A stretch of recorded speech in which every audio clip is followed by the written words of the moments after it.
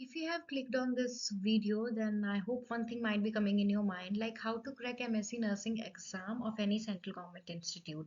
So sit relax, don't worry. Today I'm going to share my strategy which worked for me, through which I was able to get single and double digit all India ranking in one of the prestigious institutes of India.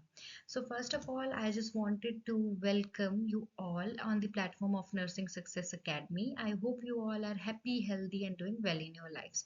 As I'm uploading this video on the 1st January 2025, so I just wanted to say Happy New Year to all of you and wish every person who is watching this video should be able to crack the MSc Nursing exam.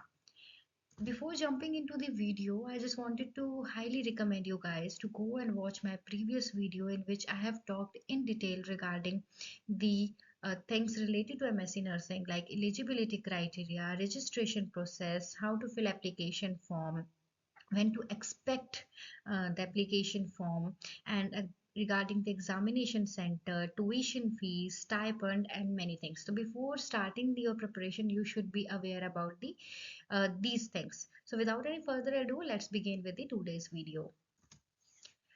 So when we talk about the MSc nursing preparation, then one thing might come to your brain, like what comes first, theory or MCQ? मुझे क्या करना चाहिए? मुझे theory पहले पढ़नी चाहिए, फिर MCQ करनी चाहिए, या फिर मुझे एमसीक्यू करनी चाहिए? Like one of the question I found in Quora, like should we study theory before doing MCQ और see MCQ first? Now see, इस चीज का डिसीजन लेने के लिए किसी की सुनने की जरूरत नहीं है, because you might see a lot of people are telling you कि if you don't have time, like 2 months or 3 months, you should be doing MCQs only, and if you have time you should pay attention to theory. But according to me, the person should first analyze himself or herself, like where is he standing? Are your concepts clear? Are your basics clear? Is your theory part strong? अगर ऐसा है, you are recently graduated or you have command over your theory part, you can directly jump into the MCQ part. But अगर आपका ये सब चीज़ का clarity नहीं है, तो I want recommend anybody to directly start solving the MCQ. First of all, start with the theory, read the theory part, cover the theory part, and then do the MCQ part. Like एक topic पढ़ लिया, उसके बाद MCQ करना है. Let me tell you why. First of all, do not see or compare this MSc nursing exam with the other nursing exams like NORCET or any job related exam. क्योंकि उसमें क्या है, once you clear the exam with the shortcut, at the end of the day no one is going to ask you any questions over there. अगर तुम patients को treat कर रहे हो, पेशेंट्स के साथ हो, तो कोई ये नहीं बोलेगा कि first of all tell me the circle of wellness, only then you are going to treat this patient. No, this is not going to happen. But if you are planning to get yourself enroll yourself in any of the professional course, you have to be knowledgeable. Because वहाँ पे BSc की तरह नहीं होगा कि आप लोग बैठे हैं and you are no passively doing something. Active participation is needed. If some senior faculty is teaching or discussing on some point, तो आपको भी वहाँ पे input देना पड़ेगा. You have to be very vigilant. ऐसे नहीं कि पैसिवली कुछ भी वो कर रहे हैं, और फिर there will be more of a discussion kind of होगा. Like if somebody is talking about hydrocephalus and you don't know the CSF flow, normal CSF flow, तो hydrocephalus के बारे में आप क्या ही बात कर लेंगे? So this is something very important. That is why you have to be knowledgeable, or basics should be cleared if you are planning to get yourself into the MSc nursing exam. तो मेरे हिसाब से analyze yourself first and then decide. Do not listen to others. Now one thing might be coming to your mind, like अगर ऐसे बोल रहे हैं करने के लिए, तो उसके लिए तो टाइम फिर कितना लगेगा? अगर जैसे मुझे थियरी नहीं आता, मेरा थियरी अभी स्ट्रांग नहीं है, तो how much time I be needing? So I was searching through the internet, and very mm, funny questions came across, like it is possible to crack AIMS in 3 months? Can I crack the AIMS Delhi in 6 months? So first of all, I want to tell you guys, stop searching for the shortcuts. ठीक है, इस तरीके से मत सोचो, इस तरीके से मत सोचो कितना जल्दी, because shortcuts always comes with shortcomings. तो don't think it like that, because अगर आपका सब थियरी पार्ट स्ट्रांग है, you are pursuing with the MCQs that what you should be doing according to me, तो तो भी within 4 months you will be able to complete your syllabus. और अगर आपको कुछ नहीं भी आता, still within 6 months you will be able to complete. तो 6 months में आप अपना एमएससी नर्सिंग का पूरा सिलेबस कंप्लीट कर सकते हैं और अच्छा रैंक भी ला सकते हैं, क्योंकि मैंने भी ऐसे ही किया था। पर उसके लिए you need consistency, you need consistency throughout this journey, like for 6 months we say आपको कंसिस्टेंट रहना पड़ेगा, because consistency is the key to success. अब क्या करना है, you have to study for like 5 to 6 hours in a day. 5 से 6 घंटे पढ़ना ही पढ़ना है। अब बहुत इंपॉर्टेंट चीज़ जो मैं आपको बताने वाली हूँ, जो मैंने अपनी एक और वीडियो में भी बोली थी, when I was talking about regarding the preparation of the नॉर्सेट, कि कंसिस्टेंसी का मतलब ये नहीं है कि आज पढ़ते ही जा रहे, उसका मतलब ये है कि you have to be kind of discipline. अपना सबसे पहले तो एक स्पेस बनाए, you have to have a dedicated study space. अगर आप बेड पे बैठते हो विद लैपटॉप टेबल, वो भी सही है। अगर आप लोग you have a study table और you prefer studying in library, whatever is your preference, but वहीं पे पढ़ना है। उससे क्या होगा, you kind of giving message to your brain, you are training your brain कि अभी पढ़ने का टाइम है। तो क्या होगा, तुम्हारा ब्रेन जो है वो अलर्ट हो जाएगा, पहली बात। दूसरी बात जो बहुत इंपॉर्टेंट है तुम्हें इस चीज में थ्रू आउट इस जर्नी, कि अगर आपके पास ज्यादा टाइम है और इफ यू फील लाइक कि यार मुझे आज और पढ़ना है, तो डू नॉट पुश। ठीक है, 5 to 6 hours a day for 6 months is sufficient. If you have less time, like say 5 months है आपके पास, तो you need to study for like 7 hours। 7 घंटे पढ़ना पड़ सकता है, but that depends upon the time कितना है आपके पास। बट ऐसा नहीं करना कि आज आप 10 घंटे पढ़ लिए, फिर उसके बाद अगले दिन आप 8 घंटे पढ़ रहे हो, फिर उससे अगले दिन 2 घंटे, और अगले दिन पढ़ने का ही मन नहीं कर रहा। इसलिए बेटर होगा, you can not always be motivated, तो you need to be disciplined. क्या करना है कि जैसे 5 to 6 hours का अगर आपने सोचा है, तो उतने ही घंटे पढ़ना है, ताकि आप एक डिसिप्लिन बना सकें कि रोज मुझे इतना टाइम पढ़ना है। That is very important. तो नेक्स्ट चीज आपके पास आती है, अब इतना आपको पता लग चुका है, तो अब नेक्स्ट आपको पता होना चाहिए कि what are the subjects which you need to know और which you need to study और फोकस द मोस्ट। तो मैंने ऐसे सब्जेक्ट्स को नाम दिया मेजर सब्जेक्ट्स, जो मेजर सब्जेक्ट्स आपको पढ़ने हैं फॉर दिस एग्जामिनेशन। तो these are Fundamental of Nursing, Medical Surgical Nursing, Pediatrics, Psychiatry, OBG, Research and Biostat, Management and Administration and Nursing Education। ये जो सब्जेक्ट्स है बहुत इंपॉर्टेंट है, इन सब्जेक्ट्स को आप छोड़ के नहीं जा सकते। तो इन सब्जेक्ट्स को लिख लो, अपने दिमाग में छपा लो, do whatever, but remember you have to complete this subjects. अब आपको मेजर सब्जेक्ट्स पता लगे जो आपको पढ़ने हैं, तब पढ़ना कैसे। like if you are studying for the medical surgical nursing, तो medical surgical nursing में if you are covering any system, before jumping into that system, just go through the anatomy and physiology of that। अगर आपको book से पढ़ना अच्छा लगता है, कोई भी आपके पास बुक है, तो you can read from that. मुझे तो वीडियो देखना ज़्यादा अच्छा लगता था, तो मैं क्या करती कि यूट्यूब में डाल देती थी कि हाँ, जैसे like anatomy of nervous system and all. तो 30 या 35 मिनट्स का कोई भी वीडियो मिल जाता है आपको, जिसमें आपको एक ओवरव्यू मिल जाए उस सिस्टम का। तो in that way you will cover the anatomy part, because that will be beneficial to understand the disease condition. So I will highly recommend you guys to do in such a way. और इन subjects के अलावा आपको ज़्यादा कुछ करने की ज़रूरत नहीं है। इसमें मैंने इंक्लूड नहीं किया community health nursing, because community health nursing में क्या होता है, मेजॉरिटी ऑफ द क्वेश्चंस जो आते हैं, इससे ज़्यादातर आएंगे 2 या 3 क्वेश्चंस, और समटाइम्स एक भी क्वेश्चन ना आए, ऐसा भी हो सकता है। तो उसमें जो क्वेश्चंस आएंगे आपको, उसमें ऐसा होगा कि जो recent trends हैं, the things which is happening right now, they'll ask about the recent trend, any new program which has been included, any new thing being inculcated in the uh, running program. तो वो सब कुछ पूछा जाता है उसमें। तो अगर कुछ भी करंटली और करंट ट्रेंड्स जो है, उस हिसाब से आप पढ़ सकते हैं सभी चीज़ों के बारे में। इसके अलावा मैं आपको बता दूं, इन एम्स दिल्ली का जो एग्ज़ाम है, एम्स का बेसिकली जो जितने भी एम्स हैं उन सभी का जो इकट्ठा एग्जाम्स होता है एमएससी नर्सिंग का, उसमें आपको आएंगे सिर्फ नर्सिंग सब्जेक्ट्स। बट अगर if you are preparing for PGI Chandigarh और निमैंस इंस्टीट्यूट्स, तो they will also ask you questions related to GK और करंट ट्रेंड्स।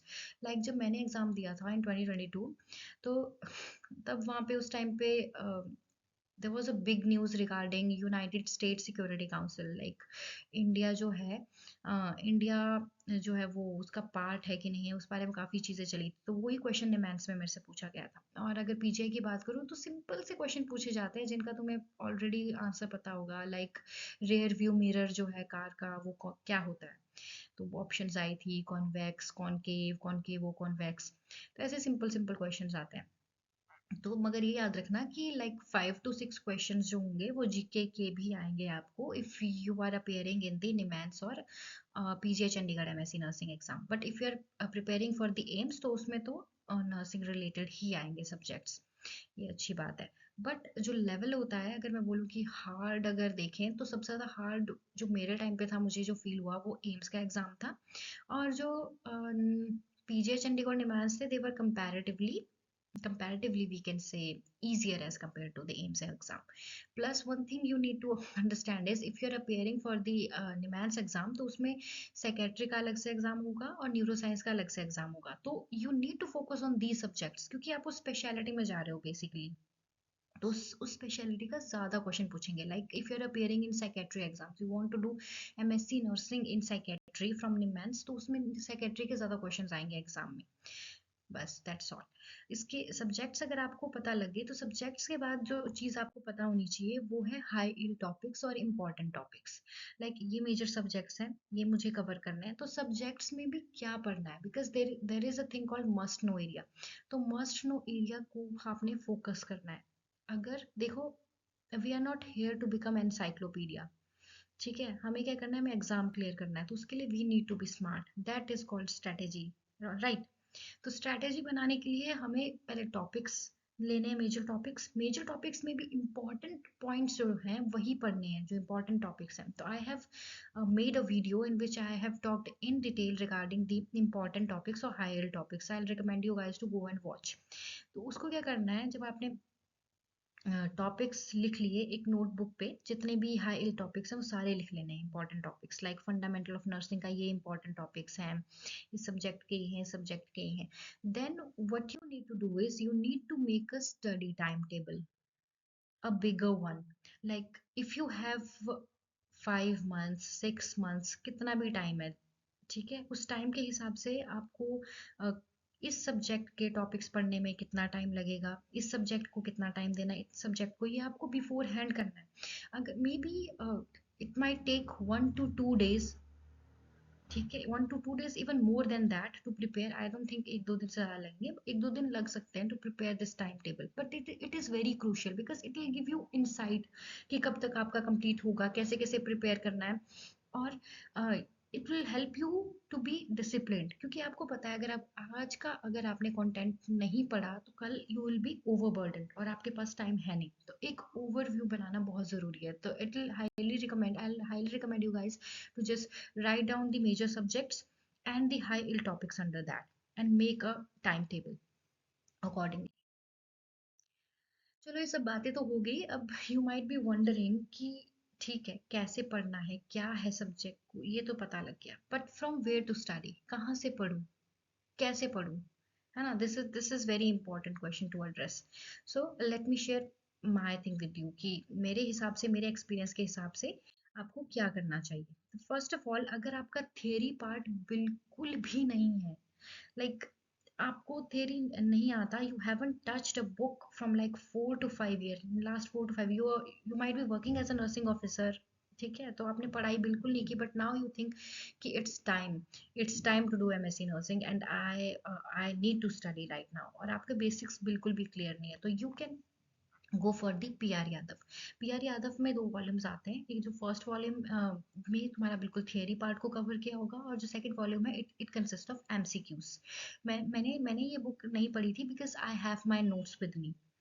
अगर आपके पास आपके नोट्स हैं तो आप उन नोट्स को रेफर कर सकते हो, और you can buy notes from your friends, क्योंकि फ्रेंड सर्कल में एक आधा फ्रेंड तो होता है who is very dedicatedly making notes, तो आप उसके नोट्स ले सकते हो या अपने जूनियर के नोट्स लेके फोटोकॉपी करा सकते हो। अगर आपको नहीं मिल रहा कोई सोर्स नोट्स का, तो आप इस बुक को देख सकते हो, अपने जो बेसिक्स हैं उनको क्लियर करने के लिए, और उसके बाद आप एमसीक्यू कर सकते हो। बाकी दूसरा जो थियरी पार्ट कवर करने के लिए मैं आपको बुक रेफर करने को बोलूँगी, दैट इज सॉन्डर्स।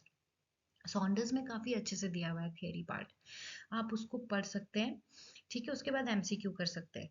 तो मैंने जो एनक्लेक्स के सारे एमसीक्यूज किए थे, सारे के सारे MCQs, although we can not say that the pattern will be almost similar. जो आपके पास पैटर्न आएगा एग्जाम में वो might not be that similar to the NCLEX questions, क्योंकि बहुत ही पूरा स्टोरी बना के कि once a patient came and this happened and that happened and this was given to the patient, now what could be the side effect and what could be the priority, something sort of ऐसे questions डालता है। But इस book को अगर आप कर लोगे, इन questions को आप कर लोगे, तो इनमें से सिंगल लाइनर्स भी बन सकते हैं। तो मैंने तो इसके सारे क्वेश्चंस कंप्लीट किए थे and I will recommend you guys to do the same. इसके अलावा अगर बात करें रिसर्च, रिसर्च भी इंपॉर्टेंट सब्जेक्ट है जिसमें से काफ़ी क्वेश्चंस आते हैं। अगर हम बात करेंगे एमएससी नर्सिंग की, तो रिसर्च के लिए आप सुरेश के शर्मा की बुक को रेफर कर सकते हैं। This book is very very nice actually, it will give you an overview about the important topics and it's kind of very easy to comprehend. इसको समझना, इसको पढ़ना बहुत आसान है। तो कोई भी अगर even a newbie who doesn't have any knowledge regarding the research, अगर वो भी इसको पढ़ेगा तो उसको पढ़ के भी ही will be able to understand a lot of things in a very simple way, I can say. मुझे लगता है majority of the people will be having this book already. तो इस बुक को पढ़ना है। इस बुक में इंपॉर्टेंट इंपॉर्टेंट जो टॉपिक्स हैं, इंपॉर्टेंट टॉपिक्स तो हमें रिसर्च के पता ही हैं, जैसे कि स्टडी डिज़ाइंस हो गए हमारे, रिव्यू ऑफ लिटरेचर वाली चीज़ होगी, मीन मीडियन मोड हो गया। ठीक है, और वो तुम्हारा ये जैसे कि पीजीआई पे मुझे क्वेश्चन आया था मोड कैलकुलेट करने पे, और निमैंस में मुझे क्वेश्चन आया था आई थिंक मीन कैलकुलेट करने पे। तो ऐसे ऐसे क्वेश्चंस भी आ सकते हैं। और else they can give you a statement, a research statement, and they can ask you कि कौन सा स्टडी डिज़ाइन जो है वो बेस्ट रहेगा इस स्टेटमेंट के लिए, इस रिसर्च के लिए कौन सा वो बेस्ट रहेगा। या फिर वो तुम्हें ऑप्शंस दे देंगे कि हाइपोथेसिस की, तो यू हैव टू टेल कि कौन सी नल हाइपोथेसिस, दूसरी hypothesis, even they can give you options कि इसमें से कौन सी हाइपोथेसिस इसके साथ जाएगी। ऐसे ऐसे करके क्वेश्चन आ सकता है। सैम्पलिंग टेक्निक्स पे क्वेश्चन आ सकते हैं। तो ये सारी चीज़ें इस बुक में बहुत अच्छे से दी हुई है, तो बेटर होगा कि आप इस बुक को पढ़ें। Still you have any doubts कि how to approach this book, और you want me to make a video how to study from this book, तो you can pin down in the comment section, I will surely make the video. इसके बाद next आता है तुम्हारा management. Management जो मैंने है वो जोगेंद्रवती बुक से पढ़ा था। तो ये बुक का बेस्ट चीज़ ये है कि इसमें एमसीक्यूज है। तो मैंने इस बुक के सारे एमसीक्यूज किए थे, सारे एमसीक्यूज। समटाइम्स ऐसा है कि देयर आर सर्टेन टॉपिक्स जो बोरिंग लगते हैं, एंड मुझे ऐसा लगता था कि इसको पढ़ने का मन नहीं कर रहा, तो मैं क्या करती थी कि यूट्यूब से कोई भी वीडियो देख लेती थी। यूट्यूब से you can go and watch a video regarding that chapter which will be available on the YouTube, because there are so many YouTubers making videos nowadays. तो उसकी वीडियो देख के then you can practice the MCQ. But मैंने इस book के सारे MCQ किए थे and I highly recommend you guys to do the same. इसके बाद आता है, अगर आप बात करेंगे कि हाँ मैंने थ्योरी पढ़ लिया, मैंने एमसीक्यूज कर लिए, रिसर्च के भी कर लिए, मैनेजमेंट के भी कर लिए, now I want to practice MCQs in general, कि मैं प्रैक्टिस कहाँ से करूँ। तो this book is quite good, this key to success book. तो पहली बात तो दिमाग से ये थॉट निकाल देना है कि ये जो जैसे क्वेश्चन पेपर दिया है, this question paper was for nursing officer, तो मैं तो एमएससी नर्सिंग की तैयारी कर रहा हूँ, तो मेरे तो क्वेश्चन डिफरेंट होंगे, ऐसा नहीं सोचना। Because you have to practice the questions. तो क्वेश्चन अगर तुम्हें प्रैक्टिस करने हैं तो ये बुक अच्छी है, क्योंकि it has minimal mistakes as compare to the target high. काफ़ी कम मिस्टेक्स हैं इसमें, जो मुझे पर्सनली फील हुआ। तो आपको ये वाली बुक करनी चाहिए। देखने में इतनी कुछ ज़्यादा फैंसी नहीं है, very not very eye catching और pleasant to see like in the case of target high, but still it is a good book. इसमें बहुत सारे प्रीवियस ईयर के एम्स के क्वेश्चन पेपर दिए हुए हैं, बहुत सारे आपको सैम्पल पेपर दिए हुए हैं, काइंड ऑफ मॉक टेस्ट्स दिए हुए हैं जिनको आप कर सकते हैं। तो प्रैक्टिस करने के लिए ये काफ़ी हेल्पफुल है। आई रिकमेंड कि आप थ्रू आउट इन सारी बुक्स को पढ़ो, और जब आपको लास्ट का 1 मंथ बचता है जिसमें आपको सिर्फ एमसीक्यूज प्रैक्टिस करने हैं, या फिर अगर आपका कंप्लीट हो गया है, you are left with 2 months or something, so you can practice MCQ using this book. अब नेक्स्ट क्वेश्चन हमारे पास आता है कि how to prepare image based questions. तो मैंने इमेज बेस्ड क्वेश्चन प्रिपेयर किए थे टारगेट हाई से। टारगेट हाई में बहुत सारे इमेज बेस्ड क्वेश्चंस हैं, मतलब बोलो तो मज़ा आ जाता है, मतलब इमेज बेस्ड क्वेश्चंस करने में।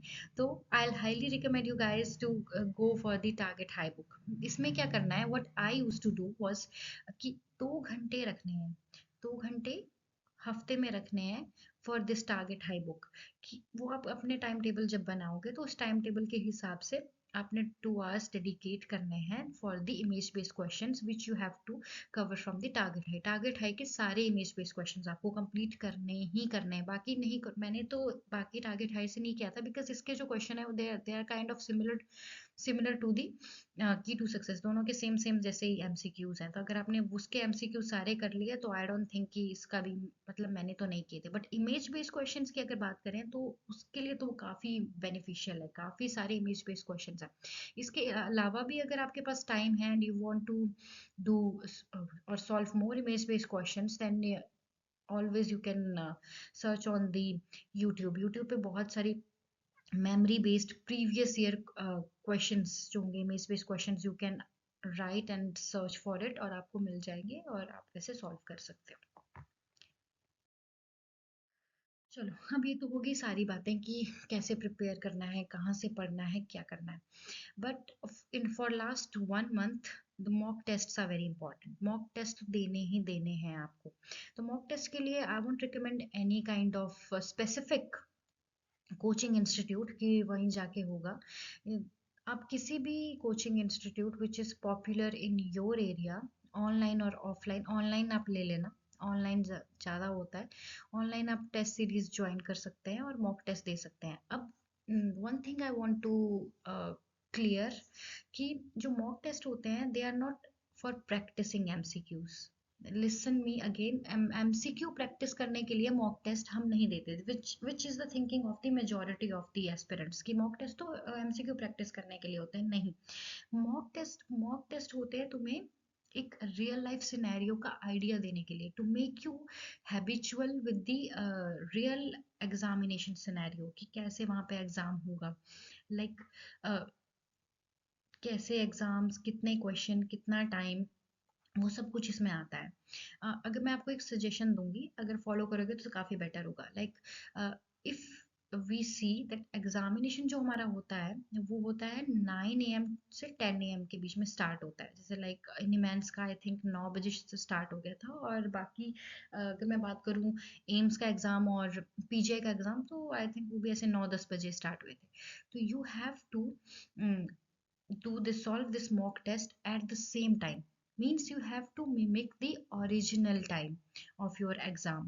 उससे क्या होगा कि you will be more alert and focused। तुम्हारे ब्रेन को क्या होगा कि तुम रोज 9 बजे 10 बजे एक जो पेपर है वो सॉल्व कर रहे हो, एक मॉक टेस्ट दे रहे हो। तो you're kind of giving command to your brain like this is a time, see this is a time you have to be alert, you have to be focused। So of course your brain will give 100%। तो इसलिए अपने जो real examination time है उसके उसको mimic करना है, उसी टाइम पे आपने मॉक टेस्ट देने हैं, ठीक है। ऐसा नहीं करना कि मैं तो रात को 3 4 4 बजे तक पढ़ता हूँ, 10 बजे तक सोता हूँ। तो अगर आप 10 बजे तक सोते रहेंगे तो जिस दिन एग्जाम देने जाएंगे उस दिन भी आपका जो ब्रेन होगा that will not be alert fully. अगर अगर आप रात को भी पढ़ते हैं तो there is nothing wrong in that. But अगर लास्ट के 1 मंथ में I want recommend you guys to just stay asleep at 9 और 10 AM। उस टाइम पे आप मॉक टेस्ट दो ताकि आपके ब्रेन को प्रैक्टिस करने का मौका मिले। दूसरा ये होता है कि जब हम मॉक टेस्ट देते हैं तो we tend to find out where we are standing actually. जो रैंक आता है उस रैंक से आपको आइडिया लगता है कि आप कहाँ पे हैं। तो जो एंड मोमेंट पे एनजाइटी होती है, कॉन्फ्लिक्ट्स होते हैं दिमाग में कि हाँ मतलब will I be able to crack the exam, सबको आते हैं, चाहे आपने कितना ही पढ़ा हो, सबको ऐसा लगता है यार होगा कि नहीं होगा। तो वो जो डाउट्स हैं वो भी क्लियर हो जाते हैं, थोड़ा रिलैक्सेशन मिलता है कि हाँ मतलब मेरा इतना अच्छा रैंक आ रहा है तो मतलब I am doing something good, the I have prepared well. और इसके अलावा जो मोस्ट इम्पॉर्टेंट चीज़ है जिसके लिए मॉक टेस्ट देते हैं हम, वो है नेगेटिव मार्किंग को रिड्यूस करने के लिए, to reduce the negative marking.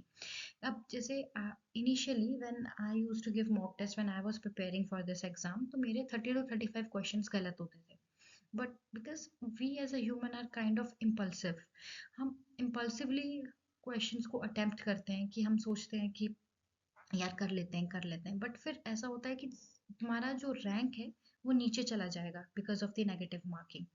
तो उसी जो हमारी आदत है उसको कंट्रोल में लाना है, ज़्यादा नेगेटिव अटेम्प्ट नहीं करना है।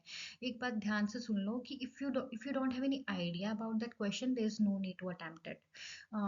If you have 50-50 doubt, then you only then you can attempt that question. तो अगर आपको कोई आइडिया नहीं है तो कुछ अटेम्प्ट करने की ज़रूरत नहीं है। वो अगर आप जितने मॉक टेस्ट दोगे उतना ही आपको जो है हैबिचुअल हो जाओगे उस चीज़ के लिए, उतना ही आपको प्रैक्टिस होगा। तो let me tell you, mock test is to prepare you for the real examination. It is not for practicing the MCQ. जो प्रैक्टिस कर रहे हो तुम MCQ, वो तो तुम रोज ही कर रहे हो, वो तो तुम रोज करोगे ना प्रैक्टिस MCQ। ये तुम्हें बताएगा कि 90 मिनट्स के टाइम फ्रेम में कैसे क्वेश्चन सॉल्व करने हैं, कैसे कैसे तरह के क्वेश्चंस आ सकते हैं।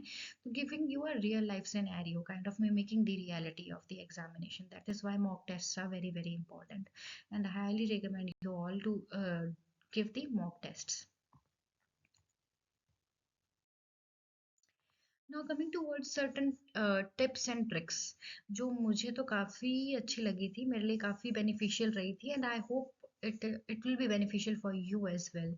लाइक एक कॉपी लेनी है, take any kind of notebook, divide that notebook into 3 sections. पतली सी कॉपी मत ले लेना, कोई मोटे वाली नोटबुक लेना, and you have to divide that notebook into 3 section. In one section you will be writing the triad, causative agent if any, and drugs of any disease condition. Like if you are studying a disease condition, you will also study the triad of the disease.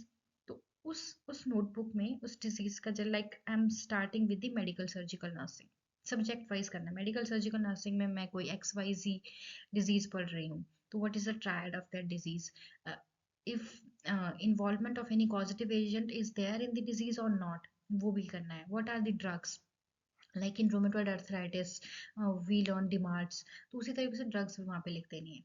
फिर एक बनाना है section B. Section B में you will be writing the important science. कितने सारे important science जब हम पढ़ते हैं तो कितने सारे इंपॉर्टेंट साइंस के बारे में पढ़ते हैं हम साथ में। और लास्ट टाइम पे हम अपने वो मोटे मोटे नोट्स तो नहीं निकाल सकते कि हाँ मैं ढूंढूं अभी ये कहाँ था ये कहाँ था। तो जो भी साइंस हैं सारे जितने भी, चाहे OBG के हो, चाहे पीडियाट्रिक्स में हो, चाहे मेडिकल सर्जिकल में हो, चाहे साइकेट्री में हो, उन सारे के सारे साइंस को, इंपॉर्टेंट साइंस को वहाँ पे आपने लिख लेना है। और in section C you will write the normal values. Normal values कुछ भी हो सकता है, लाइक ABG की जो नॉर्मल वैल्यूज होती है, इलेक्ट्रोलाइट्स की नॉर्मल वैल्यूज होती है, ड्रग्स की होती है। Like when in my NIMANS exam I was asked regarding the lithium drug का मेरे से पूछा था, ठीक है। और भी क्लोजापिन का भी पूछा था साइड इफेक्ट। तो ऐसे ऐसे करके आपसे ड्रग्स का भी पूछ सकते हैं। जैसे लाइक आपने क्या करना है कि नॉर्मल वैल्यूज लिख ली, like drugs you are studying chloramphenicol cause grey baby syndrome, it's quite a known fact. तो ऐसे ऐसे आप ड्रग्स लिख सकते हैं, उसका उससे जो associated, specifically associated side effect है वो लिख सकते हैं, ताकि जो लास्ट का 1 वीक बचता है to revise in that 1 week, it's not possible to go through those bulky notes of yours, it's not possible. तो लास्ट मोमेंट में ये जो एक नोटबुक होगी ना, ये काफ़ी बेनिफिशियल होगी आपके लिए, काफ़ी ज़्यादा। अभी नहीं, अगर आगे भी आपको कोई एग्जाम देना है तो फिर अगर आपके पास इतना टाइम नहीं है तो this notebook will play a very important role. तो I think you should do. मैंने तो ऐसे किया था और मुझे इससे काफ़ी फ़ायदा मिला था, तो I was able to get such good all India ranking, and I hope the same for you guys.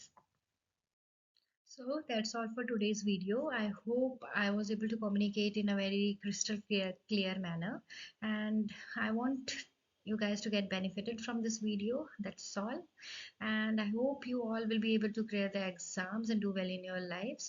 If you have any doubt, you can ask me in the comment section, and please like, share, and subscribe. Please, because I have really put a lot of hard work making this video. So don't forget to like, share, and subscribe. Till then, bye bye.